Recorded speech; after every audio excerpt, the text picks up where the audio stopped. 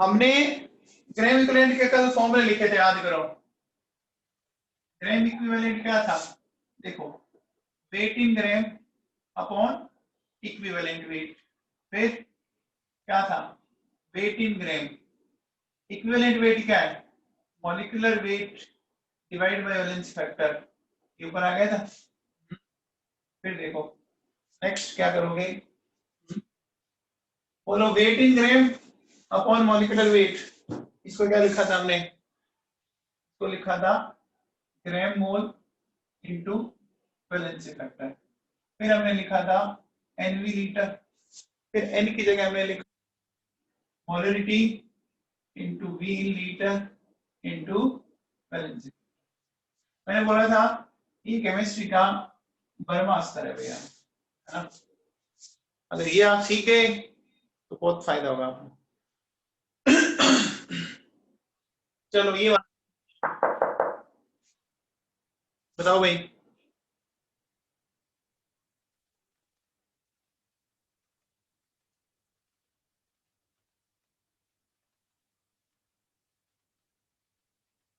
क्या कर पा रहे हैं आप, क्या करेंगे बोलो।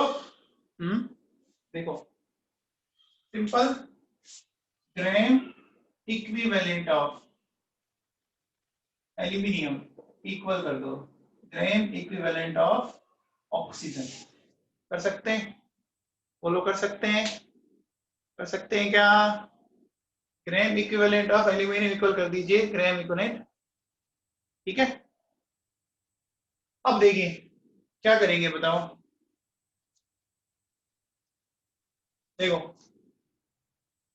आपको कितना ग्राम दिया हुआ है, 27, ये लो। अच्छा बताओ एल्यूमिनियम का इक्विवेलेंट वेट बताओ, एल्यूमिनियम का इक्विवेलेंट वेट याद है क्या, 9 निकाला था कल, ठीक है। हमें वेट ऑफ ऑक्सीजन चाहिए। अच्छा ऑक्सीजन का इक्विवेलेंट वेट कितना था, याद करो कल सीखा था क्या, कितना था, 8 था। तो बोलो वेट ऑफ ऑक्सीजन कितना आ गया, 24 ग्राम आ गया। आ गया क्या, ये बात समझ में आई।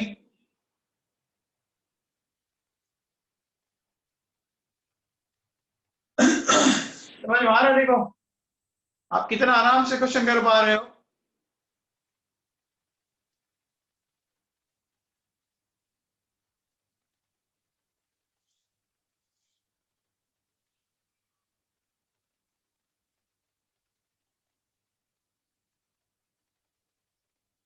नेक्स्ट वाला करो।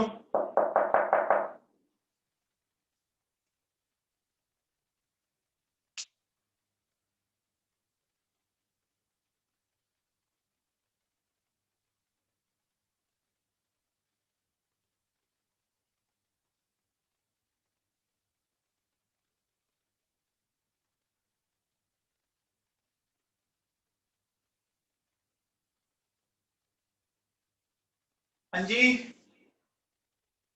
देखो बेटा सुनो, नेक्स्ट कैसे करेंगे,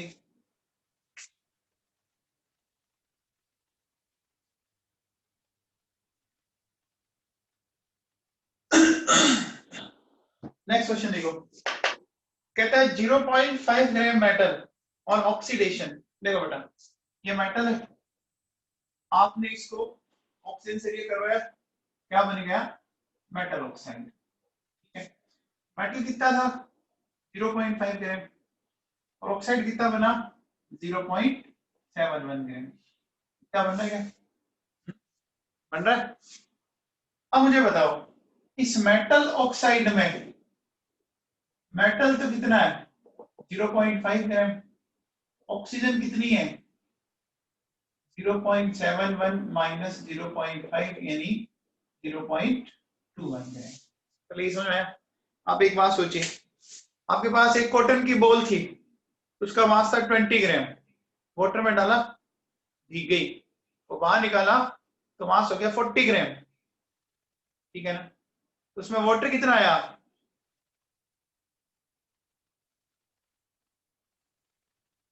20 आ गया ना। समझ आ गई बात? तो देखो मेटल इतना था और मेटल ऑक्साइड इतना बड़ा, तो 0.5 से 0.71 बड़ा है ना, बड़ा है नहीं बड़ा है?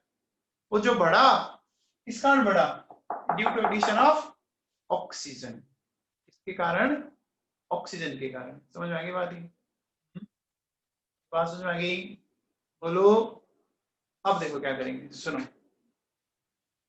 मेटल और ऑक्सीजन है, क्या करेंगे?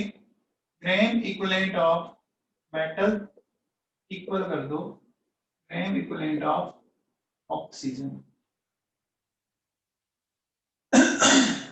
मेटल का कितना है मास? 0.5। इक्विवेलेंट वेट ऑफ मेटल हमें निकालना है। ऑक्सीजन का कितना है? 0.21। ऑक्सीजन का इक्विवेलेंट वेट कितना होता है? 8 होता है। याद करो बेटा, बहुत काम आएगा। ठीक है, यहां से सोल्व कर सकते हैं। तो आ जाएगा, देखो 0.5 इंटू 8 डिवाइडेड बाई 0.21, लगभग लगभग 19 के आसपास आएगा। हाँ ठीक है बेटा, 19 के आसपास।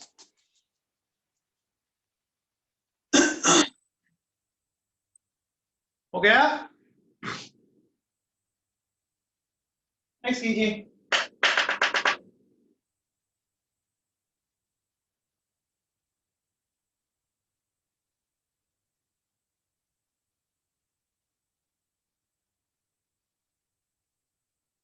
नेक्स्ट वाला हो गया, बहुत ही आसान है, हद से ज्यादा आसान है।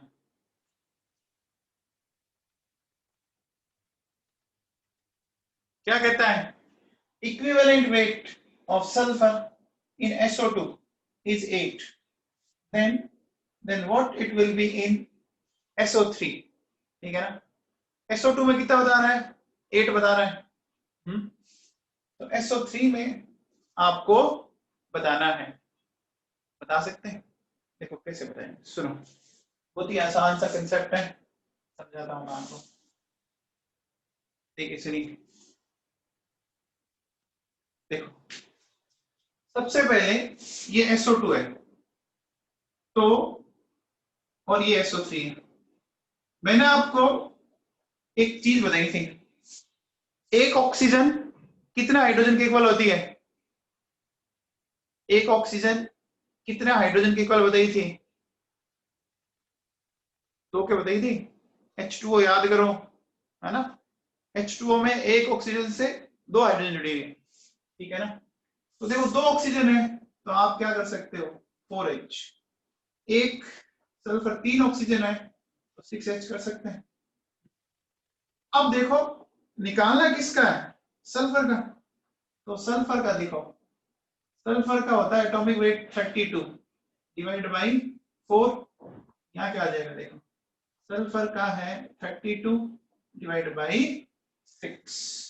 देखो यहाँ 8 आया, यहाँ क्या आएगा? 8/3 आएगा। आएगा क्या? क्या बात समझ में आई?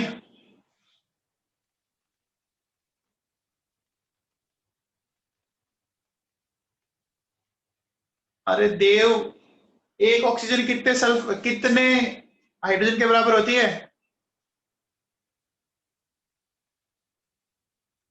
हाँ, तो यहाँ कितनी ऑक्सीजन है?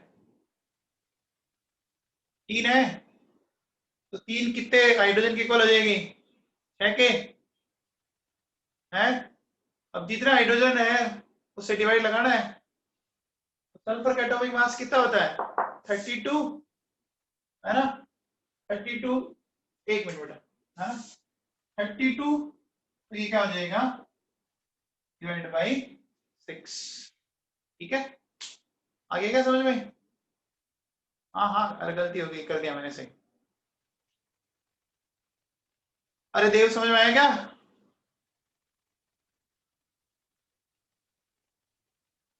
अरे हम मुझे समझ नहीं आता, यस नो बोल दे।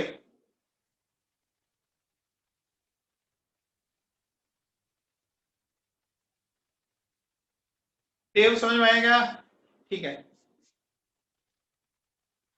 चलिए अब मैं कुछ क्वेश्चन और देता हूं आपको, ठीक है। देखो बेटा, ये कंसेप्ट सीख जाना आप, अगर आपको केमिस्ट्री में कुछ अच्छा करना है, बहुत काम आएगा ये, है ना। नेक्स्ट क्वेश्चन लिखिए,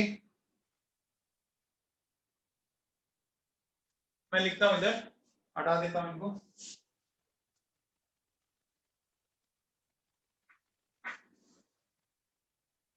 देखो क्वेश्चन क्या है, क्वेश्चन कहता है for complete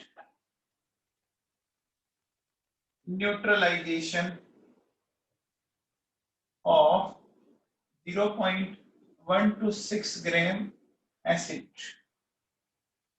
20 ml of 0.1 NaOH is required. Calculate equivalent weight of acid. बताओ भाई।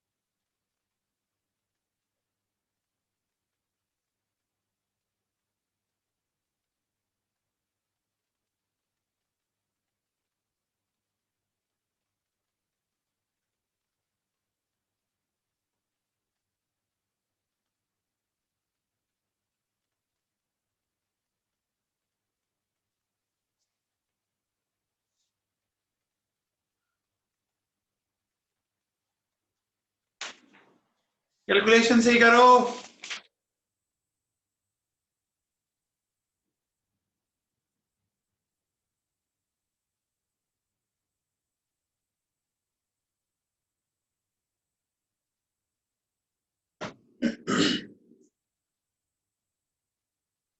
या सेगर correct.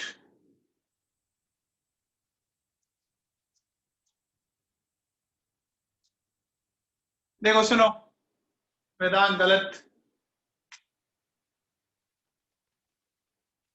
Archie Gandhi correct, Lakshita Yadav correct, Pragya Phalodia correct, Akash Yogi गलत है आपका, भाविका सचदेव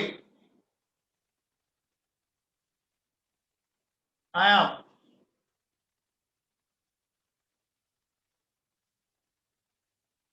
63 आएगा इसका आंसर, आंसर 63 आएगा। चलो देखो कैसे करो, सुनो, एक एसिड है और एक NaOH, क्या करेंगे, देखो gram equivalent of acid equal कर दो ग्राम इक्विवेलेंट ऑफ NaOH, ठीक है। अब सबसे पहले बताओ, देखो एसिड का कितना दिया हुआ मास, मास दिया हुआ है और कुछ इक्विवेलेंट वेट रहा है, तो देखो ये कर लो, wait in gram upon equivalent weight 0.126 और इक्विवेलेंट वेट ऑफ एसिड निकालना है। अब NaOH का ये दिया हुआ है नॉर्मलिटी और वॉल्यूम, तो ये लेना पड़ेगा आपको, जो डाटा दे उसमें कौन सा फॉर्मूला फिट बैठ रहा है उसके अकॉर्डिंग फॉर्मूला उठा लो इसमें से। तो नॉर्मलिटी कितनी दी है 0.1, वॉल्यूम कितना है 20 डिवाइड बाई 1000, ठीक है। सोल्व कर लेंगे, सोल्व करोगे तो ये एसिड आएगा,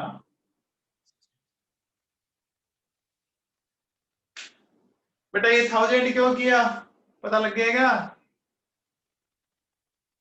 ये वॉल्यूम लीटर में चाहिए, यहाँ ml में दिया हुआ है, ठीक है ना, ml में दिया हुआ है, तो ml को लीटर में कन्वर्ट करना है। नेक्स्ट वाला देखो 0.84 ग्राम मेटल कार्बोनेट दे रहा है 40 ml N/2, वापस वही करें, gram equivalent of metal carbonate equal कर दो ग्राम इक्विवेलेंट ऑफ H2SO4। ठीक है, अब बताओ, आपको मेटल कार्बोनेट का मास दिया हुआ है और इक्विवेलेंट वेट पूछ रहा है, ये वाला फॉर्मूला उठा लो। देखो weight in gram upon equivalent 0.84 divided by, बोलो नेट वेट निकालना है, नॉर्मलिटी कितनी है N/2 यानी 1/2 और वॉल्यूम कितना है 40 डिवाइड बाय 1000, सोल्व कर लेंगे आंसर आ जाएगा।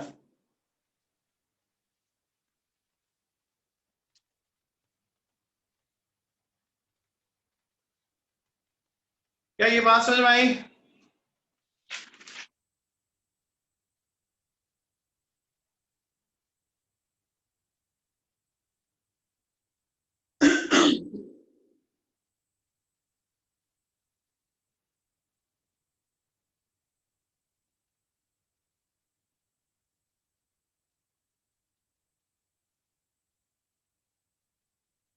हाँ भैया,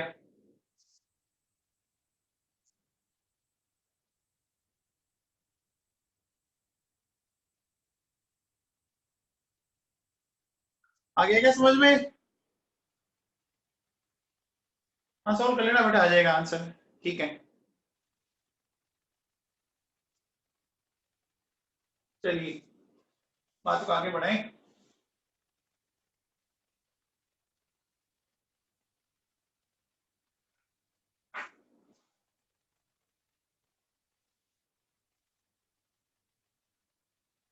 चलिए देखो, सुनो बच्चों,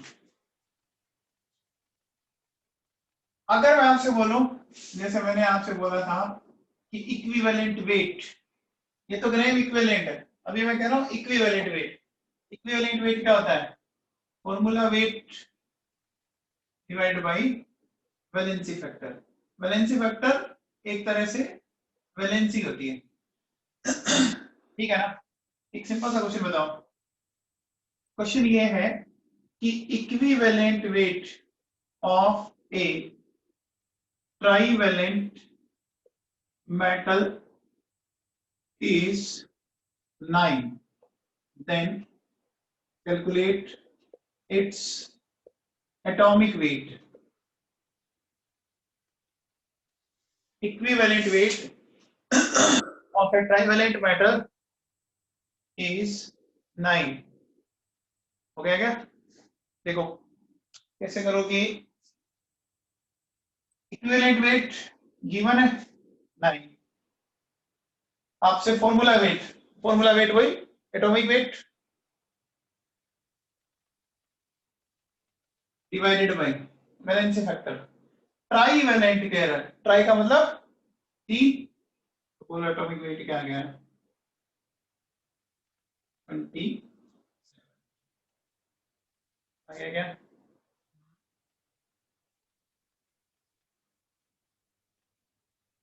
बोलो।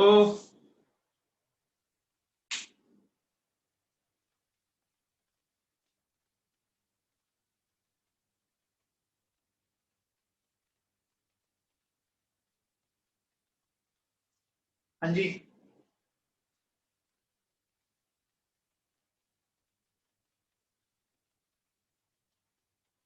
आगे चलें।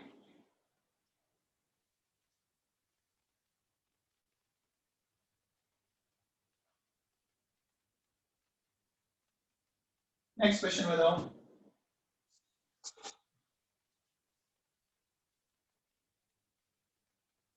10 ग्राम metal carbonate gives 5.6 gram of metal oxide. Calculate equivalent weight of metal. बताओ भाई।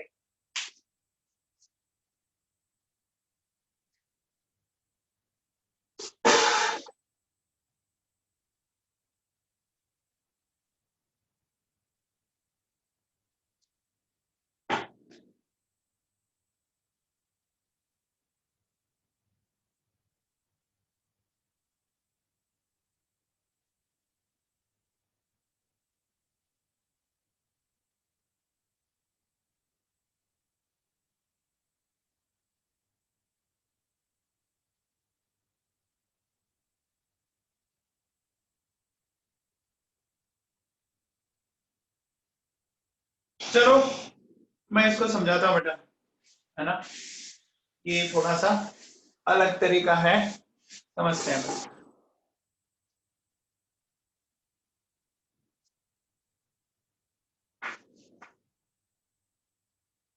तो समझने की कोशिश करें, आ जाएगा समझ में। चेक करो, देखो सबसे पहले मेटल कार्बोनेट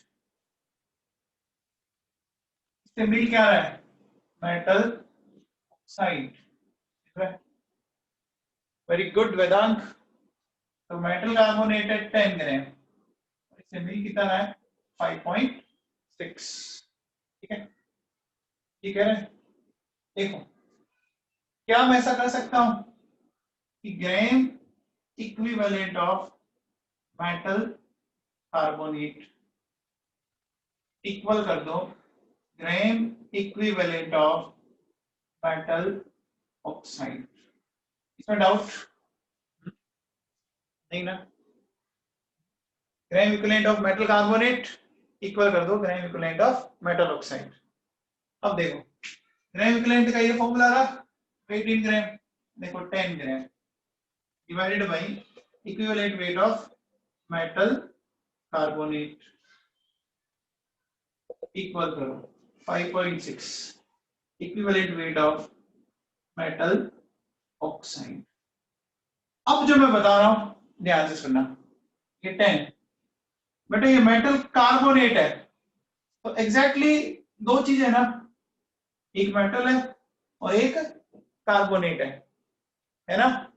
तो मेटल के कार्बोनेट का इक्विवेलेंट वेट, मेटल के इक्विवेलेंट वेट और कार्बोनेट के इक्विवेलेंट वेट का जस्ट क्या होगा, सम होगा। क्या मैं इसको ऐसा लिख सकता हूं, ई of metal plus E of carbonate, ऐसा लिख सकते हैं क्या, सकते हैं क्या? बोलो। मास एडिटिव प्रॉपर्टी होती है ना, मैं कहता हूं इस पूरे मार्कर का मास क्या होगा, तो इस पार्ट का मास और इसका मास दोनों को जोड़ दो, आ जाएगा नहीं आ जाएगा? तो मेटल कार्बोनेट इक्विवेलेंट वेट चाहिए, तो मेटल का इक्विवेलेंट वेट और कार्बोनेट का जोड़ दो, इधर आ जाओ 5.6 डिवाइडेड बाय, इधर क्या करोगे मेटल और ये ऑक्साइड है ना, तो O-2 कर दिया। ये समझ में आ गया? अलग अलग तोड़ दिया मैंने, मेटल और कार्बोनेट अलग और मेटल और ऑक्साइड अलग। ठीक है, अब देखो ये हो गया 10, मेटल का हमें निकालना है, कार्बोनेट का बताओ कितना आएगा इक्विवेलेंट वेट, कौन बताएगा?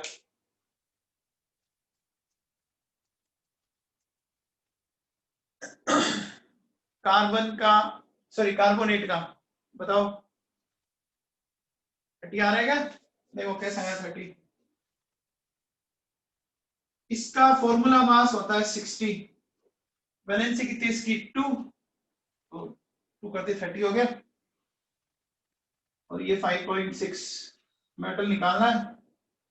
इसका बताओ ऑक्साइड का,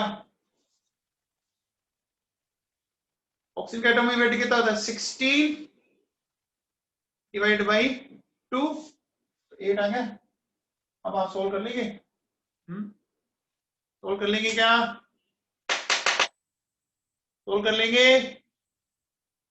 सोल्व करने पर आंसर आपका आएगा 20।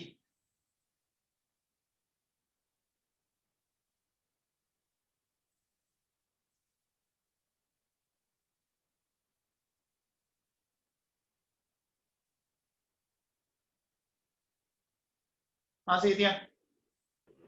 सर इसको ऐसे नहीं कर सकते क्या कि 5.6 ग्राम अगर मेटल ऑक्साइड है तो 4.4 ग्राम कार्बन डाइऑक्साइड होगा, और फिर gram equivalent of carbon dioxide और मेटल कार्बोनेट का लेके। CO2 का वैलेंस फैक्टर कहां से लाओगे फिर आप,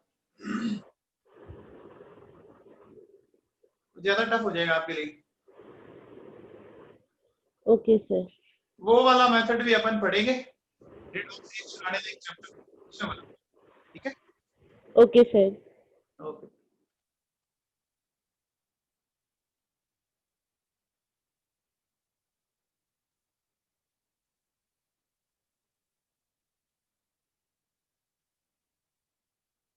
अरे मेटल तो सेम ही रहेगा ना, जिस कार्बोनेट को हिट किया है उसी का ही तो ऑक्साइड बनेगा ना।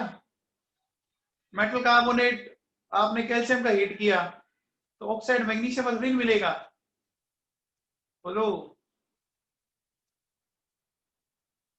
मेटल मान लो कार्बोनेट कैल्शियम का है ना, ठीक है।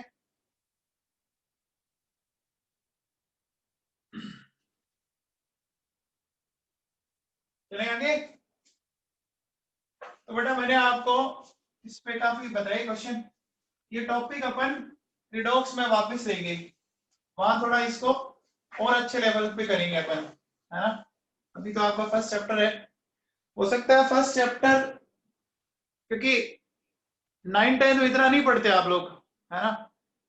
धीरे धीरे आपको सब आने लग जाएगा, पेशेंस रखना पड़ेगा, क्योंकि फिजिक्स में तो बेटा अभी जो आप पढ़ रहे हो वो बेसिक मैथ्स है ना, वो सारी की सारी आपने 9-10 में पढ़ी है। बायोलॉजी में भी इतनी दिक्कत नहीं है। केमिस्ट्री में जो पढ़ते हो ना वो 9-10 में नहीं पढ़ाया होता इतना। फिजिक्स में बेसिक मैथ्स सारी आई होती है 9-10 में, केमिस्ट्री में इतना नहीं आया होता है ना। तो थोड़ा सा आपको इस पे ध्यान देना पड़ेगा। चलो अब बात करते हैं रिलेटिव एटॉमिक मास।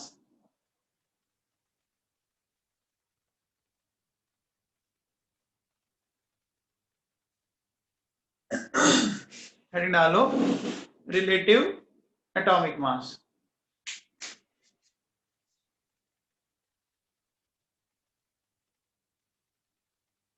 देखो बेटा सुनो, ये रिलेटिव एटॉमिक मास क्या है इसको समझते हैं ढंग से, ध्यान देना।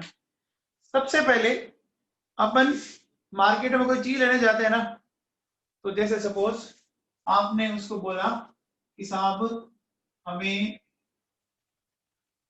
1 kg चीनी दीजिए, तो क्या करता है, देखो इस तरफ उसने 1 kg वेट रखा, है ना, 1 kg का वेट रखा, और इधर इसने क्या किया, उसके इक्वल क्या किया, 1 kg शुगर आपको क्या कर दिया, वेइंग करके दे दी। तो ये जो 1 kg शुगर है वो इसकी रिलेटिव तो मिली ना आपको, जैसे इक्विलिब्रियम स्टेट में आ जाता है दोनों एकदम इस तरह की, है ना, तो वहां रुक जाता है और वो आपको देता है नहीं देता। इसी तरह से 2 kg की बात करनी है तो 2 kg का वेट रख देगा, 5 kg 10 kg। तो हम मार्केट से जो चीज लाते हैं, है ना, वो भी तो क्या है, रिलेटिव होते हैं ना। सब्जी लेने जाते हैं तो एक तरफ वो वेट रखता है, दूसरी तरफ जो सब्जी बोलोगे वो डालता है उसमें, और जैसी आपका दोनों तरफ इक्वल होता है ना, तो वो क्या कर लेता है आपका, उसके अकॉर्डिंग वेट आ गया। पहले इतना समझ में आया, पहले रिलेटिव समझ में आया क्या। हम मार्केट से जो भी चीज लाते हैं वो रिलेटिव है, क्या ये बात समझ में आई।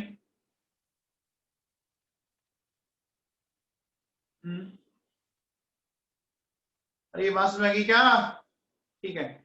अब सुनो, अब देखो, अब एटम को तोलना या उनका वेट निकालना बड़ा टफ जॉब है। देखो सुनना, एक मैंने ये एक डॉट लगाया, ये डॉट जो आपको दिख रहा होगा, इस एक डॉट के अंदर मिलियंस ऑफ एटम होंगे, है ना, इस डॉट में मिलियंस ऑफ एटम।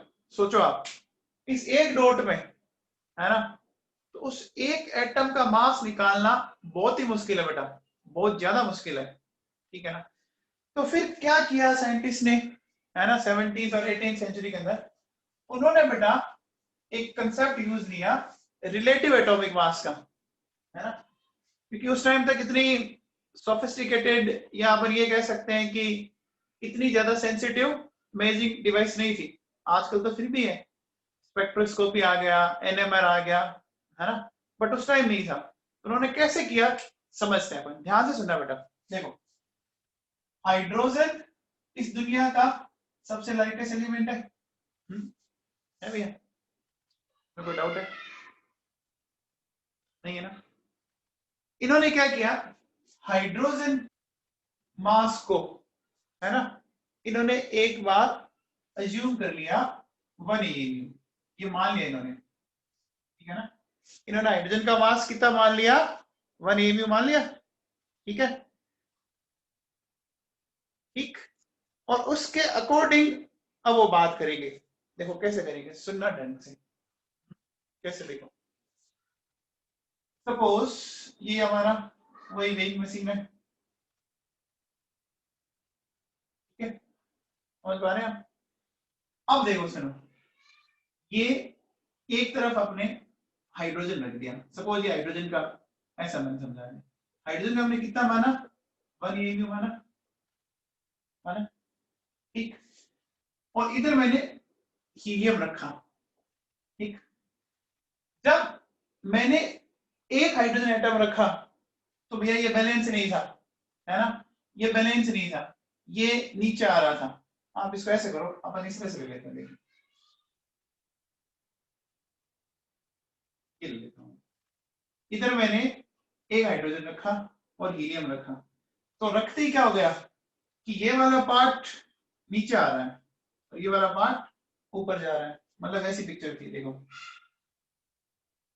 ये हाइड्रोजन और ये हीलियम, समझ आ रहा है?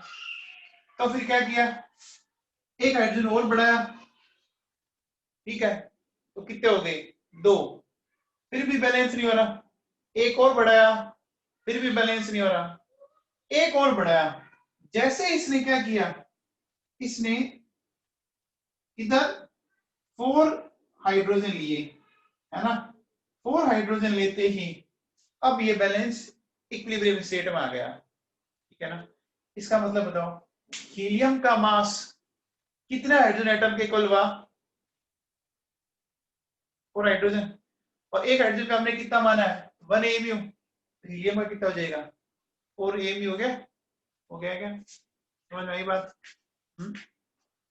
ठीक है, तो इस तरह से अपन रिलेटिवली निकाल पा रहे थे, ठीक है ना, लिथियम, बेरिलियम, बोरोन, जैसे सोडियम का करना है, इधर सोडियम रखा, सोडियम को बैलेंस करने के लिए उधर कितने एटम रखने पड़ेंगे बताओ,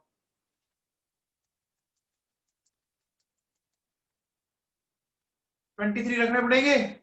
अरे भाई लोगों, कई तो 11 बोल रहे हैं, 11 एटॉमिक नंबर होता है, कुछ तो शर्म करो।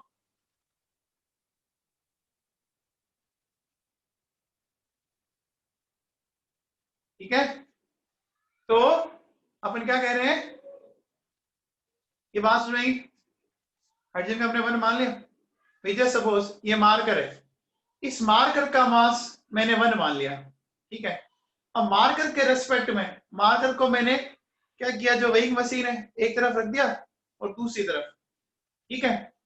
अब सपोज एक मैंने कोई ऑब्जेक्ट लिया और रखा, उसका मैंने वेट देखा कि 2 मार्क इक्वल आ रहा था, तो एक मार्कर का 1 माना तो 2 का कितना हो गया, 2, समझ में आ गया, ये बात समझ आ गई यहां तक?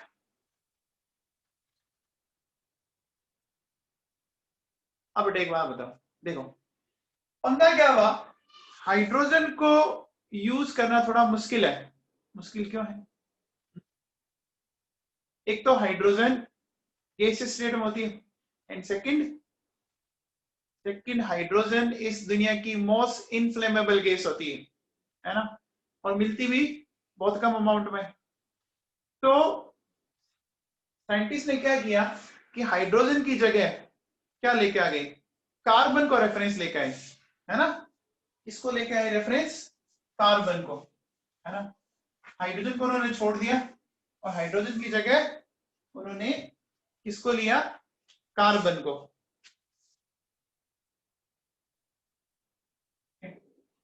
तो कार्बन का कितना आता है, 12 AMU, 12 AMU,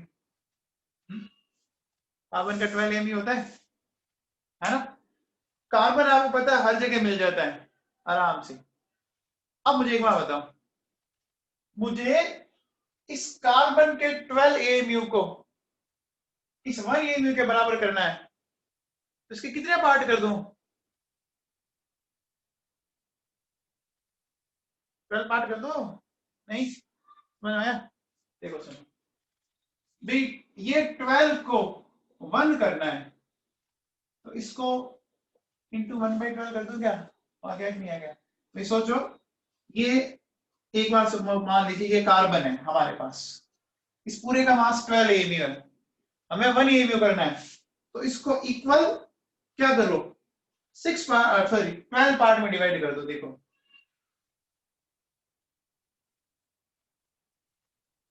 कर दिया, 1 2 3 4 5 6 ये है ना, तो हर एक का मास अब कितना हो गया, 1 एमयू हो गया क्या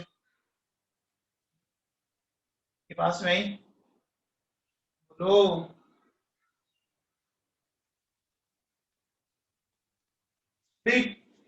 12 के कितने टुकड़े कर दें कि वो 1 बन जाए? तो डिवाइड 12 करोगे तो 1 बन जाएगा ना, समझ आ गई बात? तो अब जो हम पहले कंपेयर कर रहे थे हाइड्रोजन के 1 एमयू से, अब हम क्या करेंगे, कार्बन के एक एटम के जो मास है उसके 1/12 पार्ट से कंपेयर करेंगे। ये कितने पार्ट हो गए, 1 2 3 4 5 6 7 8 9 10 11 12, उसके एक पार्ट से कंपेयर कर रहे हैं। वो जो एक पार्ट है ना, वो कितना हो गया इसका फ्रैक्शन वाइज, टोटल पार्ट 12, इस एक से कंपेयर कर रहे हैं तो 1/12। समझ में आया क्या? अरे समझ में आया क्या?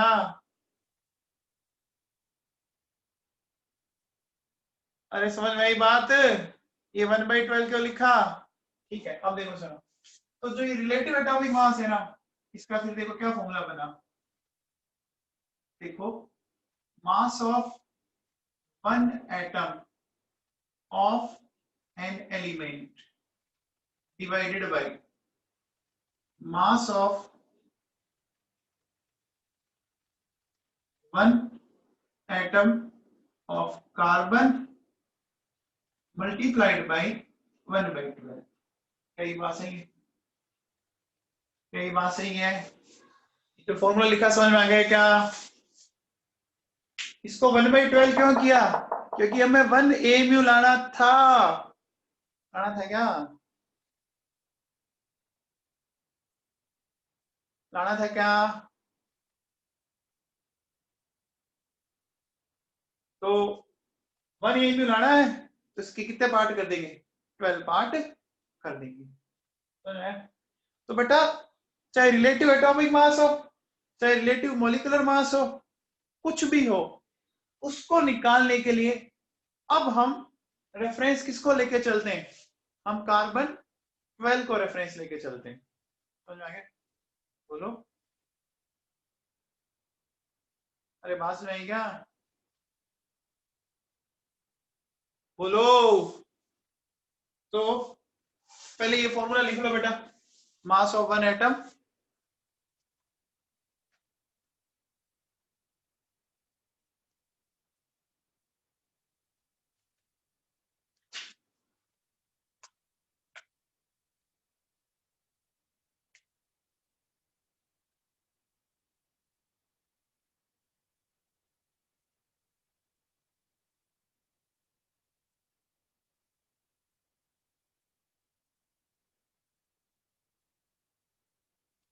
आप इसको सोल्व करो, ये 12 यहां आ जा सकता है ना, ऊपर आ जाएगा मल्टीप्लाई में।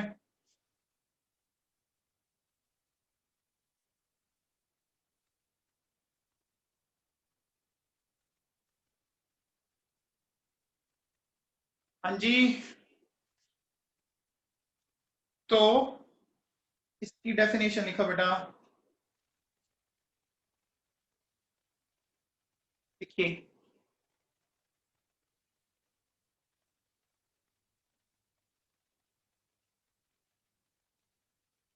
देखिए एटॉमिक मास, एटॉमिक मास की जगह लिखो relative atomic mass. Relative atomic mass can be defined, relative atomic mass can be defined as relative atomic mass can be defined as the number which indicates the number which indicates how many times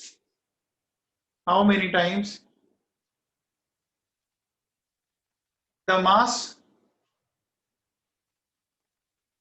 of one atom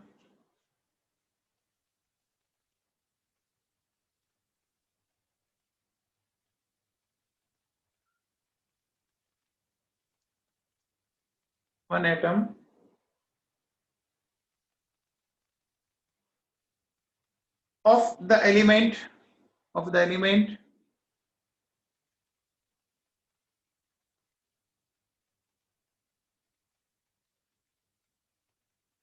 is heavier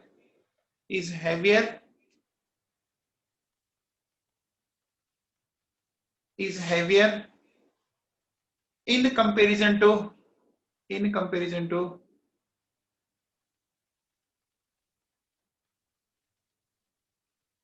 1/12th part 1/12th part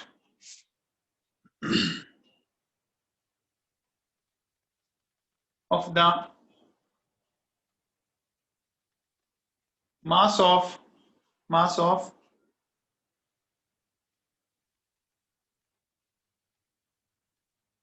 one atom of carbon 12 one atom of carbon 12.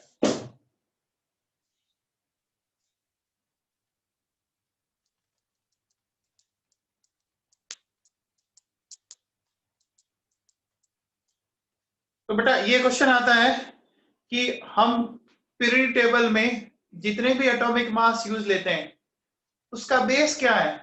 उसका base है carbon 12, ठीक है ना? Carbon 12 के basis पे निकाला हुआ है। क्या ये बात समझ में आ गई? अब जैसे आपको रिलेटिव मॉलिक्यूलर मास निकालना हो, क्या निकालना हो? रिलेटिव मॉलिक्यूलर मास। तो आप क्या करोगे? मास ऑफ वन मॉलिक्यूल है ना ऑफ कंपाउंड, और नीचे ही चलेगा mass of one atom of carbon into 1/12, ठीक है ना? तो relative atomic mass, relative molecular mass, इन सब को किसके बेसिस में निकाला हुआ है? बोलो, किसका यूज किया हुआ है? कार्बन 12। क्वेश्चन ही आता है सिर्फ कार्बन 12, ठीक है? समझ में आ गया क्या? कंपेयर कर रहे हैं। रिलेटिव का मतलब जैसे आप कई बार होता है ना, आप अपने नंबर किसी दूसरे बच्चे से कंपेयर करते हैं, तो यहां भी अपन क्या कर रहे हैं कि किसी का मास, कार्बन के जो मास है उसका 1/12 पार्ट करके फिर कंपेयर कर रहे हैं, ठीक है?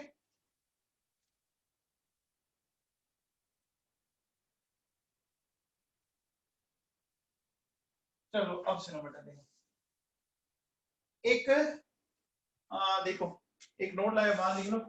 ऐसा देखो अब ये सिलेबस में है नहीं, बट आप उसके क्वेश्चन जरूर मिल सकते हैं। एक लो है डुलोंग-पेटिट्स लो,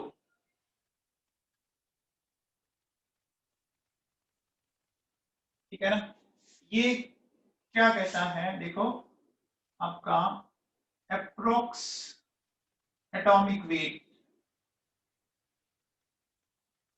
इनटू स्पेसिफिक हीट, ये होती है कैलोरी पर ग्राम, और ये इक्वल आता है 6.4। पहले का टाइम ये सिलेबस में था, अब सिलेबस में है नहीं। इसको फॉर्मूले को सिर्फ याद रख लेना। Approx atomic weight multiplied by specific heat, वो कैलोरी पर ग्राम में दी गई, उसका वैल्यू आता है 6.4। तो ध्यान रखना, इस मेथड से जो आप एटॉमिक मास निकालोगे वो अप्रोक्स होता है, वो अप्रोक्स होता है बेटा, ये दिमाग में फिट रख लेना, है ना? बाकी देखो एग्जाम में तो क्वेश्चन आता नहीं है ना? जैसे अगर आपसे कोई कहे कि स्पेसिफिक हीट आपकी है 0.32 कैलोरी पर ग्राम। तो अप्रोक्स एटॉमिक वेट बताओ।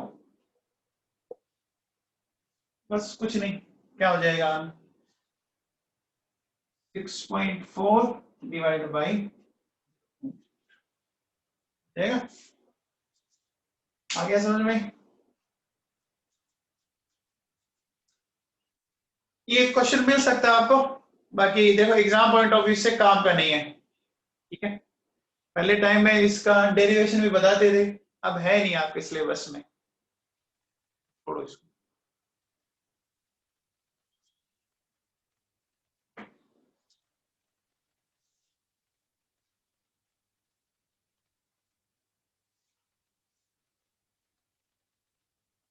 हो गया?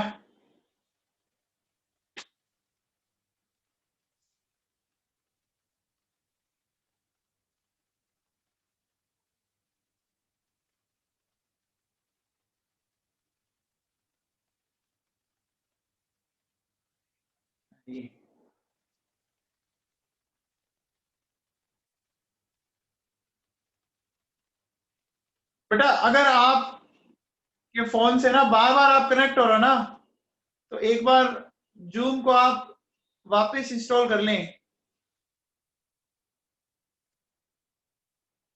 नहीं तो दिक्कत करता है। चलिए अब बात करते हैं आगे। देखो सुनो, बात करते हैं मैटर की। मैटर क्या होता है? देखो, मैटर का सिंपल सा मीनिंग है कोई भी ऐसी चीज जिसमें मास हो और जो स्पेस ऑक्यूपाई करता हो। जैसे ये मार्कर है, इसका कुछ मास होगा और ये कुछ जगह घेरेगा, स्पेस ऑक्यूपाई करेगा। आप, मैं, बोर्ड, पंखा, है ना, ट्यूबलाइट, टीवी, कूलर, सारे क्या ये मैटर ही था, है कि नहीं है? बोलो। तो देखो मैटर क्या हुआ कि anything which has mass and occupying space, ठीक है ना? नया चैप्टर नहीं है बेटा, इसी के अंदर ही है, ठीक है। अब देखो मैटर को अपन दो तरह से क्लासिफाइड कर सकते हैं, फिजिकल क्लासिफिकेशन और सेकंड केमिकल क्लासिफिकेशन, ठीक है ना। देखो ये जो मैंने आपको स्टार्टिंग में नोट्स भेजे थे, है ना, वर्कशीट वाले, ये उसके लास्ट में ये नोट्स अटैच थे, मैटर और सारा कुछ, है ना। तो आप समझने पे ध्यान दो, नोट सारे कुछ इसमें है, मैटर और सारा कुछ है इसके अंदर, ठीक है ना।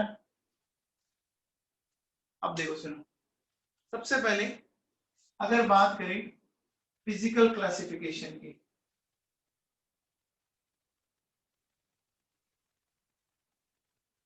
तो देखो फिजिकल के बेसिस पर आप तीन पार्ट में डिवाइड करते हो। देखो सॉलिड, लिक्विड और बोलो गैसियस फेज होता है क्या? कौन कौन से? सॉलिड है, लिक्विड है और गैसियस फेज है। ओके, आप देखो सुनो, अगर अपन इनके शेप की बात करें, सॉलिड का शेप फिक्स होता है, इसका फिक्स नहीं है, भी फिक्स नहीं है, नहीं है ना। अब आ जाओ वॉल्यूम की बात करें, सॉलिड का वॉल्यूम फिक्स, लिक्विड का भी फिक्स, लेकिन इसका फिक्स नहीं होता। ये तो पढ़ा है ना 9th में। वॉल्यूम और ये तो जानते हो, मेरे हिसाब से तो बहुत सिंपल सिंपल सी बातें बोल रहा हूं मैं अभी।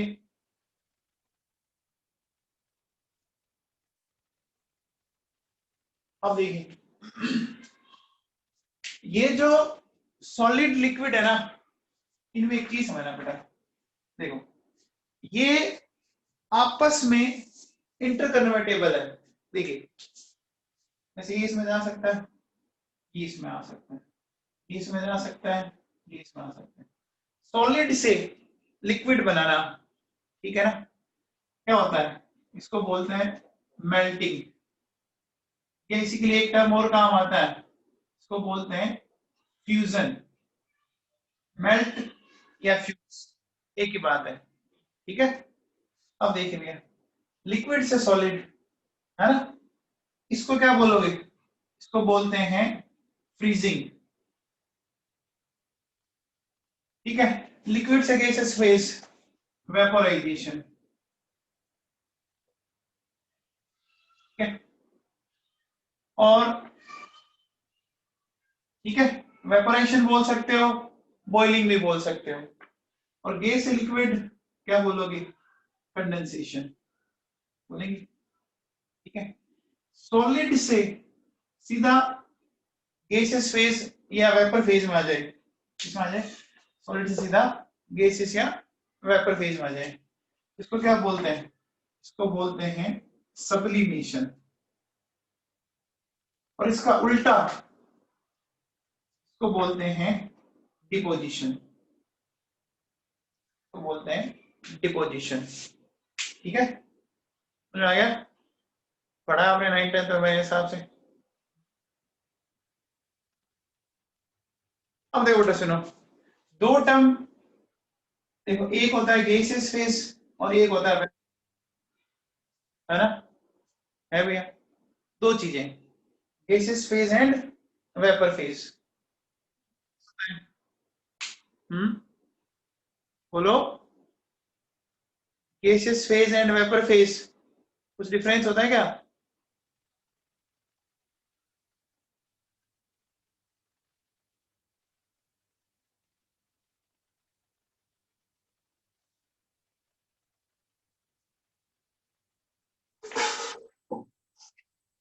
बोलो जी।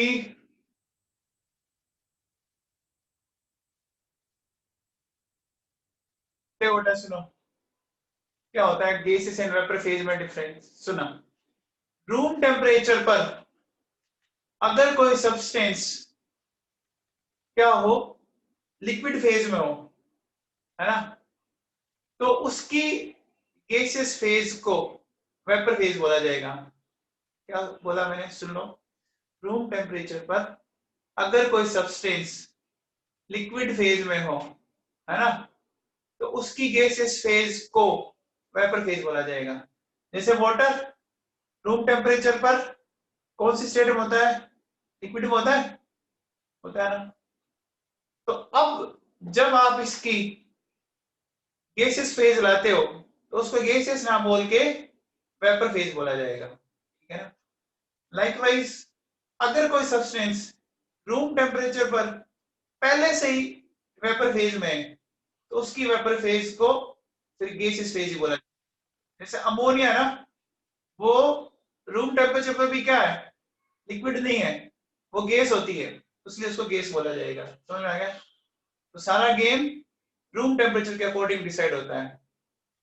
समझ में आएगी बात? नोट्स में लिखा हुआ है ये, नोट्स में सारा लिखा हुआ है।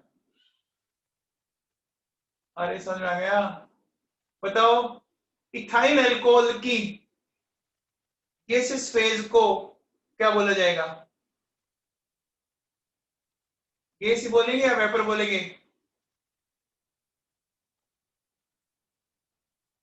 इथाइल अल्कोहल की गैसियस फेज को क्या बोला जाएगा, बोलो। वेपर बोला जाएगा ना, क्यों बोले, क्योंकि इथाइल अल्कोहल रूम टेम्परेचर पर कौन सी फेज में मिलता है, लिक्विड फेज में मिलता है, ठीक है। ये समझ में आ गया? अब देखो, ये तो मैंने पढ़ा दिया फिजिकल क्लासिफिकेशन।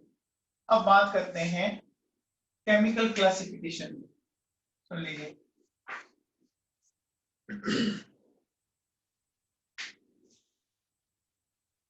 देखो, बात करते हैं केमिकल क्लासिफिकेशन। तो दो चीजें बेटा, एक तो होता है मिक्सचर और एक होता है प्योर सब्सटेंस। एक मिक्सचर है और एक प्योर सब्सटेंस, ठीक है। अब देखो प्योर सब्सटेंस का तो जो कंपोजिशन है वो फिक्स रहेगा, है ना, कंपोजिशन फिक्स रहेगा। लेकिन मिक्सचर का जो कंपोजिशन है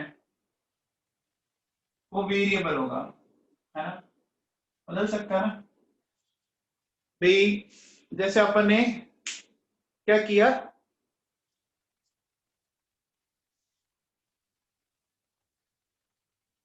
अपन क्या बोलेंगे, मेट्रो सब्सटेंस एक ही चीज होती है। देखो आपने 100 ग्राम वाटर के अंदर 10 ग्राम चीनी मिलाई, एक ये ले लिया, एक आपने 100 में 20 ग्राम मिला दो, वेरिएबल हो गया ना। अब देखो चलो, मिक्सचर दो तरह के हो सकते हैं, क्या क्या, एक हो सकता है होमोजीनियस और एक हो सकता है हेट्रोजीनियस, है ना, होमो एंड हेट्रो। होमोजीनियस उसको बोलते हैं जिसमें मिक्सचर के सारे पार्ट की प्रॉपर्टीज एक जैसा हो, सारे मिक्सअप हो रहे हो अच्छे से।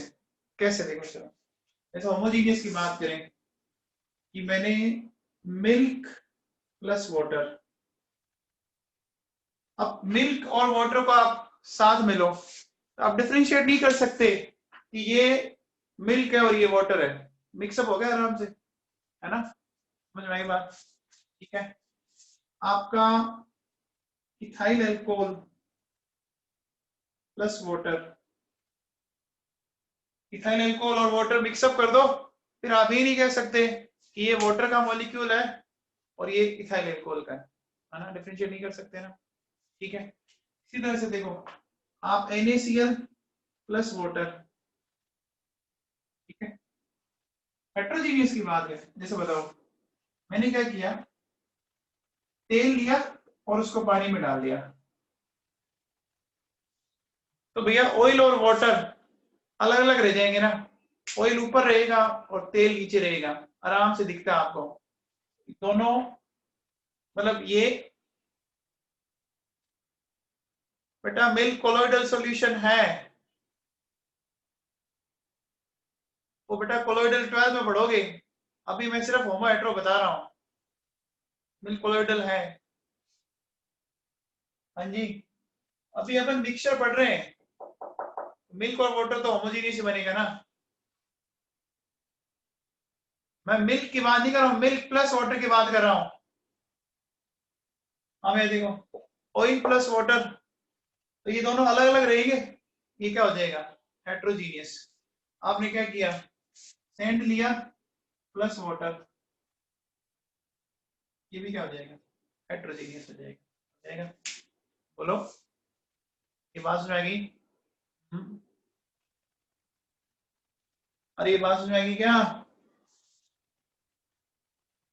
अब ये टाइम पास हो रहा है यार, ये मतलब ये 9th 10th में पढ़ा आप लोगों ने, ऐसा कुछ है नहीं सब बताने लायक। आगे देखिए, प्योर सब्सटेंस में दो चीजें हैं, एक होता है एलिमेंट और एक होता है कंपाउंड। देखो पहले तो प्योर सब्सटेंस किसको बोलेंगे, ऐसा मैटर, है ना, जिसमें only one type of substance हो, है ना, ऐसा मटेरियल जिसमें एक ही टाइप का क्या हो, सब्सटेंस हो, है ना, जैसे सिर्फ पानी है तो सिर्फ पानी, वाटर और कुछ नहीं है उसके अंदर, शुगर है तो सिर्फ शुगर, है ना, कार्बन है तो सिर्फ कार्बन, तो only one type of substance, एक ही टाइप का सब्सटेंस होगा। अब एलिमेंट जानते हो, एलिमेंट का मतलब only one type of atom, एक ही टाइप के एटम होंगे, जैसे देखो हाइड्रोजन है, हीलियम है, ऑक्सीजन है, कार्बन है ना, नाइट्रोजन है, एक ही टाइप है ना। कंपाउंड इसमें क्या एक से ज्यादा टाइप हो सकते हैं, जैसे देखो वाटर है तो 2 एलिमेंट है, हाइड्रोजन और ऑक्सीजन। HCl है, देखो 2 है, H और Cl।